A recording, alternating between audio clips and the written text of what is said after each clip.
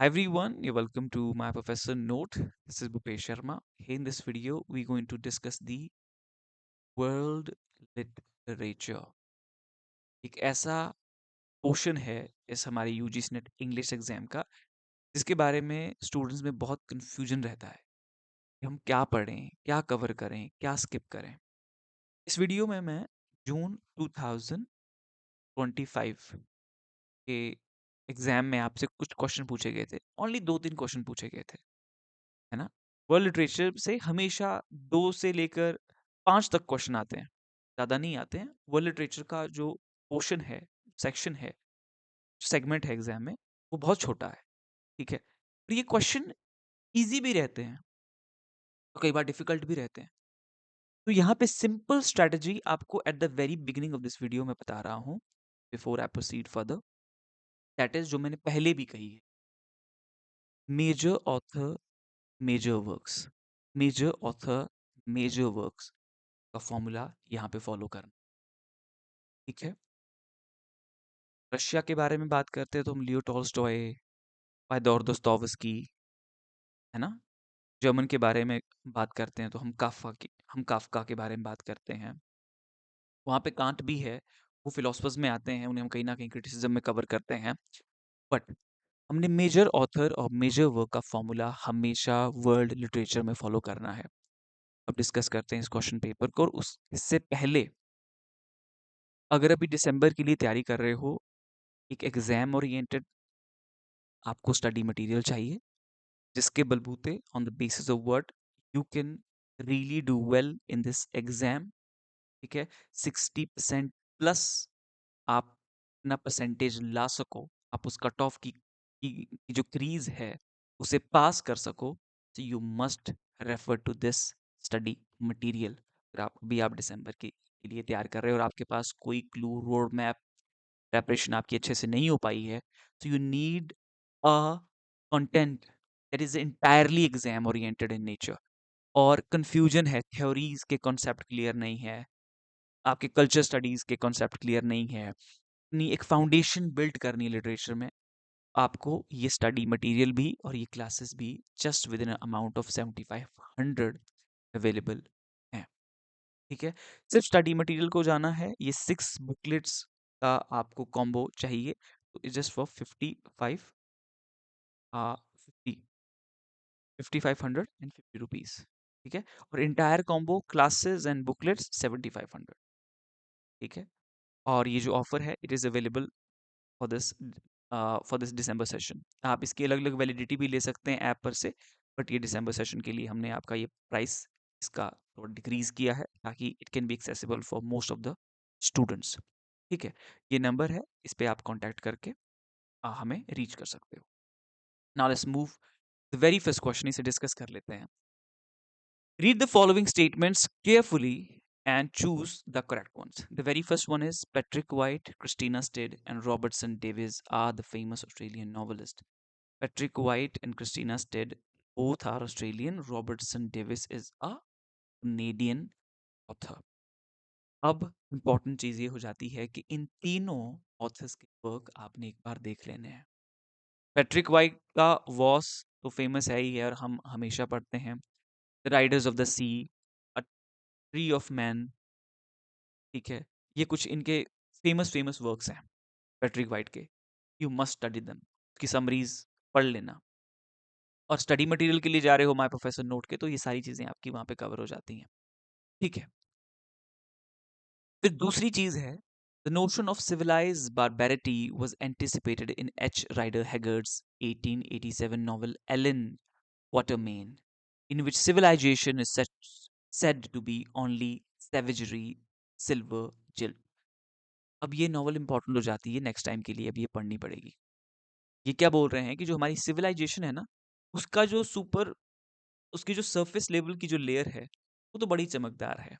वहाँ पे हम सब we well mannered, we value the moral, the principles, we try to appear as a very mannerful being, but underneath या savage, या barbarous, which is true, right? First is untrue, second one is true. Novels like French Lieutenant Women Midnight's Children, Waterland, uh, deconstruct traditional notion of history and subjectivity. ये कौन सा concept यहाँ पे discuss किया जा रहा है? स्कॉल historiographic meta sorry meta Linda हुचिनसन ने ये टर्म आपकी कॉइन की है. What does it say? It raise the question on the objectivity of the history. It says कि जो हिस्ट्री है ना, वो क्या है? वो एक सब्जेक्टिव नैरेटिव है that is shaped by perceptions and interpretation. History को हमें एज अ फैक्ट नहीं देखना चाहिए. It is not objective in nature. French lieutenant women में क्या हो रहा है? फ्रेंच लेफ्टिनेंट वुमेन में क्या हो रहा है? उसमें ऑथर बात कर रहा है कि क्या मैं इस करेक्टर को इस तरीके से प्रेजेंट कर दूं? क्या मैं इस करेक्टर को एंड में से मार दूं, या मैं उसे फिर से जिंदा कर दूं, है ना? क्या मैं इस स्टोरी को इस तरीके से एक मोड़ दे दूं? This how I should form the plot of the story, whether I should position this character here or there. वो बातें कर रहा है रीडर से. इससे क्या पता चलता है कि जो हिस्ट्री का जो नेचर है वो भी इस तरीके से ही बनी है. इस किंगडम को किस तरीके से प्रेजेंट करना है. आपने पढ़ा था कि ह्यून त्सांग जो है वो चाइना से इंडिया आया था and he wrote the history. Maybe he was under the impression of something. There are possibilities. There are you know enough reasons, there are enough chances that they could have written this under the impression of someone. Maybe they are influenced by those kings and queens और उन्होंने उन्हें एक certain way में present किया. कह दिया कि इन्होंने ये battle जीती थी. ये कभी हारे ही नहीं थे. It is possible, right? And that's the question it raises here. That's what the subjectivity is about. O'Brien's Country Girls Trilogy and McGurn's The Dark, which were banned in Ireland, were published in 1950s. ये सारी किताबें आपकी 1960s में publish हुई हैं. ये country girl की trilogy 1960 से 1964 तक, और ये डार्क आपकी 1965 के आसपास की नॉवल हुई है. तो ये अनट्रू है. पर इनको जानना, इनके बारे में पता होना, इनकी समरीज आप एक बार अब देख लेना, because these novels and authors are now being asked. Fifth statement is the trauma of the mid century years accounts for the prevalence of dystopian elements in novels like The Clockwork Orange, Lanark, and Handmaid's Tale. That's very, very true. ठीक है, जो mid centuries का आपका trauma है, account for the prevalence of dystopian elements. That's what has given it origin. वो sense वहीं से आई है डायस्टोपियनिज्म की. जो ट्रॉमा है आपका मिड सेंचुरी का, accounts for the dystopian elements. ये डायस्टोपियन एलिमेंट्स के बारे में ही तो हमारा ट्रॉमा है. वहां पे वॉर हो रहा है, ठीक है. One nation is killing other, one human is killing other for the piece of land, for the amount of money, for certain amount of money. तो इन्हीं चीजों से उसका ओरिजिन हो रहा है. So E is true, C is true, and B C E, B C E, right. अब ये पढ़ने हैं, वर्क जो पूछे गए यहाँ पे उनको पढ़ना है. ठीक है. स्टडी मटेरियल क्लासेस के बारे में मैंने आपको बता दिया है, और यहाँ पे कॉन्टैक्ट नंबर भी शेयर कर दिया. स्टडी मटेरियल भी अवेलेबल है, क्लासेस भी अवेलेबल है, मॉक टेस्ट भी अवेलेबल है, और मेंटरशिप भी अवेलेबल है. सब कुछ अवेलेबल है. बस आपको, माय डियर एस्पायरेंट, कंसिस्टेंट रहना है. Consistency is the only key. Who among the following is considered as the father of South African English poetry? Without any further ado, we will come directly to the answer, that is a Thomas Pringle. He was from Scotland. He settled in Africa, and there he write about the South African culture in his poetry. So he is called the father of the South African poetry. Now इनके बारे में थोड़ा सा देख लेना, ठीक है. और इन जो बाकी यहाँ पे 3 ऑप्शन है, आई थिंक पर्सी फिट्स फिट्जपैट्रिक उतना इम्पोर्टेंट नहीं है, पर आप इन सब के बारे में थोड़ी-थोड़ी, इनका कोई मेन सा वर्क है, उसको देख लेना एक बार। वो इम्पोर्टेंट हो जाता है नेक्स्ट टाइम के लिए।